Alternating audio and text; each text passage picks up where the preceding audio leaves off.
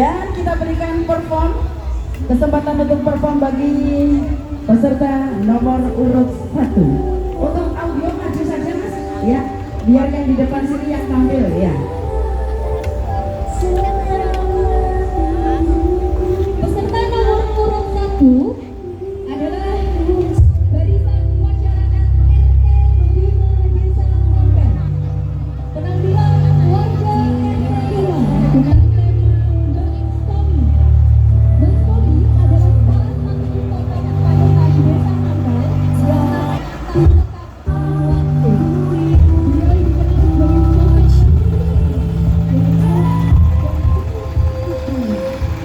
Beliau dikenal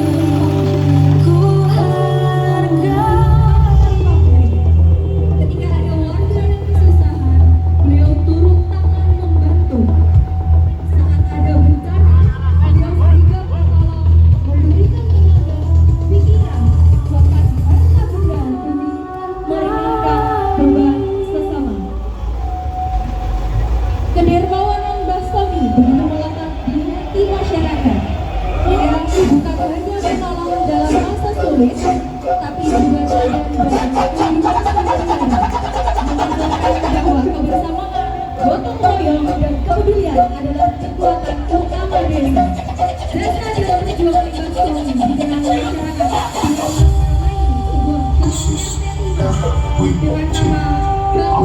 Bastomi sebagai penghormatan atas pengabdian beliau. Mari kita warisi semangat dan teladan Bastomi.